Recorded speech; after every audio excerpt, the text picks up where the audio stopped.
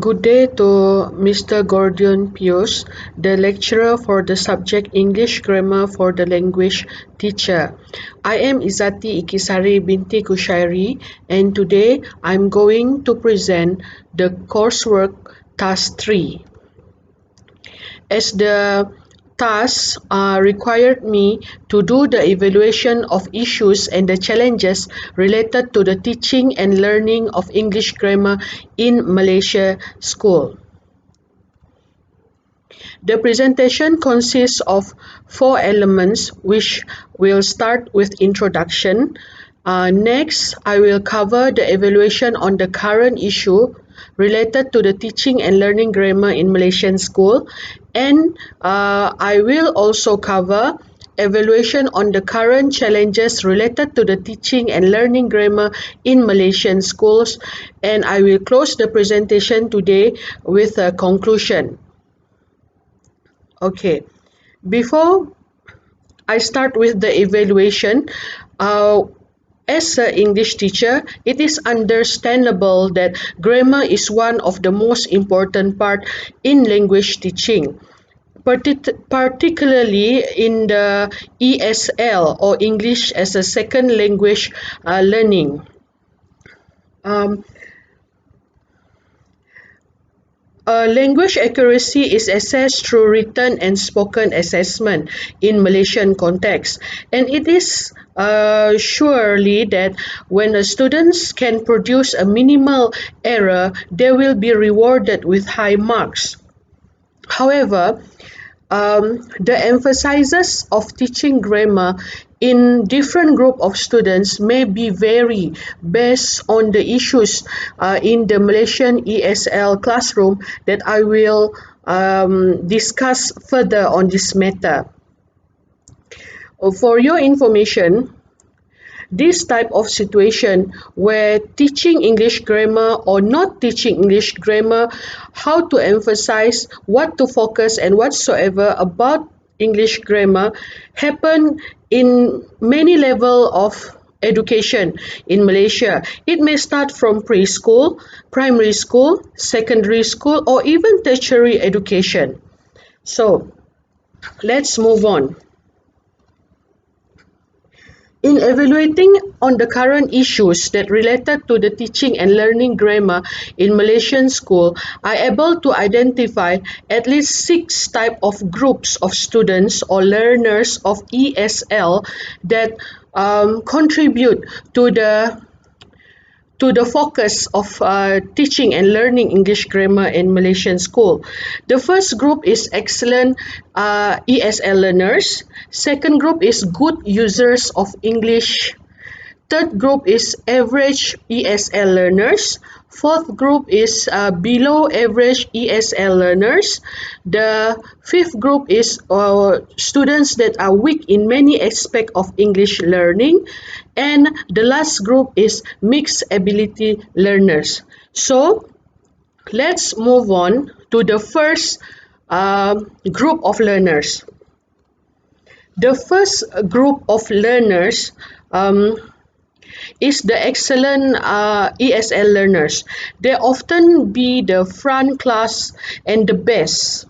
And it is undeniable that they're able to write excellent essay and they're able to present their idea confidently. However, the issues here is, should I teach English grammar to this kind of group? The answer is it depends. Actually, personally, I do feel that this group of students may not be interested in teaching English, in learning English grammar actually, as they are confident, or we can say too confident in English language. Moreover, this kind of student um, focus and keener to polish their performance in a more tougher subject such as mathematics and science. Okay, let's move on to the second group, which is the good users of English. This group of students has no problem to understand English and they're able to communicate English language effectively. Of course, there are some language errors with the written and spoken, and it is quite noticeable. And the issues here is, should I teach English grammar to them? And the answer is, of course, yes, because by focusing on this good users of English group, they're able to, with a proper coaching, where they're able to master at least a basic grammar, they have a potential to get A or at least a strong B for English subject. Next group, the third group is the average ESL learners. They're able to understand many English words. They're able to express themselves in a fair English fairly, and of course, the language error are frequent and noticeable. The issue here is, should I teach English grammar to them? Yes, they need to learn English grammar. This is because um, with a good guidance, the language accuracy may not be too perfect, but at least the effort to reduce the error is there, and it helps them to improve more in terms of English accuracy in writing and in speaking. Okay, let's moving on. The fourth group is the below average ESL learners, where this group, the vocabulary may not be as wide as other group before, and they also have some problem in understanding whatever they read, especially there are occurrences of high vocabulary in the text, and it is very noticeable that the language error are frequent and multiple. So the issue is, should I teach English grammar to these below average ESL learners? Um, I would like to say that I would less emphasize on teaching grammar to them, because the aim is to reduce the multiple errors, and if the effort to reduce the errors can be achieved, it is very good. And as a teacher, I would spend more time on more crucial matters, such as motivating the students to keep on writing, to develop of to focus on the development of their ideas, and also to able to write in the required length of essay. This is the main focus rather than focusing too much on grammar. Teacher at this group should not have too much expectation towards them. Okay. Moving on to the group that has weak in many aspects of English learning. Um, these students, we can say that are very weak in many aspects of English learning, such as vocabulary, grammar, maturity, and intelligence. So up to a point that they cannot understand clearly what they are reading, and it took quite some time for them to express their ideas in terms of written or even spoken, and some of their essay might be incomprehensible. The main issue here is, should I teach English grammar to this kind of group? I would say that no. The focus is not about grammar.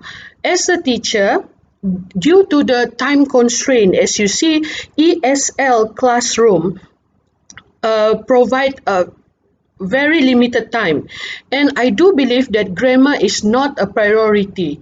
The teacher, as an English teacher, I should focus more on the basic sentence construction.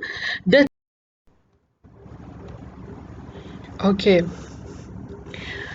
teachers should focus more on the improvement and the development of this weak in many aspects of English learning group, where teachers should focus more on basic sentence construction, tenses, and subject verb agreement. As you can see, the time is limited for ESL Malaysian's classroom. You as a teacher, we know that 1 hour is not enough to provide enough lesson for mastering grammar. So, due to the time constraint, grammar is not a priority, and it is very important for the teacher that if the student able to write a meaningful piece of writing in the correct required length, it is already a blessing for the teacher if this group of students able to produce it. Moving on to the last group, which is the mixed ability learners. Um, when we talk about mixed ability learners, they can create a gap that can be big and wide, because the issue here is, should I teach English grammar to them is based on the dominating group of majority. As a teacher, it is important to identify the majority of the group. Either they are majority of average learners or majority of weak learners. There will always be an outnumbered of students than the others. So when the issue is either we should teach this kind of students English grammar or not, is based on the majority of the student. If the majority of the students is the average group, yes, uh, teaching grammar is what they need. However, if the majority number of the student in that class is a weak learner in many aspects, I don't think so. Grammar is the focus that teachers should do, because they should focus more on the construction of the sentence, the subject verb agreement, and also the tenses. Okay, that is the end of the evaluation on the current issues that related to the teaching and learning grammar in Malaysia schools that I able to evaluate. So now let's move on to the evaluation on the current challenges related to the teaching and learning grammar in Malaysian schools. I able to identify at least six challenges, which are the students, experience, facilities, perception, expectation, and lesson. Let's start with students. When a teacher try to correct the students, it can be a very challenging task when the teacher themselves unable to identify precisely what are the grammar mistake that they should point out, especially in the speaking or spoken form of English language. And students also have this negative attitudes towards grammar, where they feel that grammar is something that are not very helpful. And to learn grammar in a meaningful way, games is one of way. But however, um, uh, as a teacher, it is very important to understand what are the needs of our student actually. Moving on to the experience, due to lack of experience among English teacher in teaching grammar, as everybody will feel that teaching grammar is one of the most difficult part of their job, and they are doing different type of method in delivering grammar, English grammar to their students. They may try some trial and error process or teaching based on observation. Some teacher might approach their students by feeling that they will not practice anything that they didn't like what the teachers did in the class based on their childhood experience. So lack of experience is one of challenges that English teacher face in English in teaching English grammar. Okay, moving on to facilities. Um, this negative stigma of learning grammar is very strong, where any English teacher will feel that this is the hardest part of their job, and they really did not enjoy actually teaching English grammar. They prefer to teach speaking, reading, listening, or even writing. And due to lack of equipment, especially like audio equipment, make the lesson become more boring. Okay, and when we talk about perception, the fourth challenges, um, of course, when we talk about grammar, everybody will think it is difficult, and this is the negative perception that demotivated teachers and also the student itself. It is so difficult to explain the rule of grammar, and when students get very confused on the rules, teachers feel that um, grammar is so extreme that to teach the theoretical part is very challenging, and to make a bridge towards theoretical to practical part of using grammar is more challenging. So when students did not understand the rules of grammar, they feel they lost their interest, and at last they did not bother to understand all kind of rules in grammar at last. And wrong expectation from teachers also contribute to the fifth challenges related to the teaching and learning grammar in Malaysia. As you can see, um, level 2 teacher, meaning to say primary 4, primary 5, or primary 6 teacher, will have this high expectation that students have learned grammar before this when they are at primary 1, primary 2, and primary 3. So they might feel that students already master some elements of grammar. So by having this high expectation, a student uh, actually become more challenge in learning grammar in the class. Apart from that, teacher always feel that teaching grammar is too time consuming rather than teaching other skills.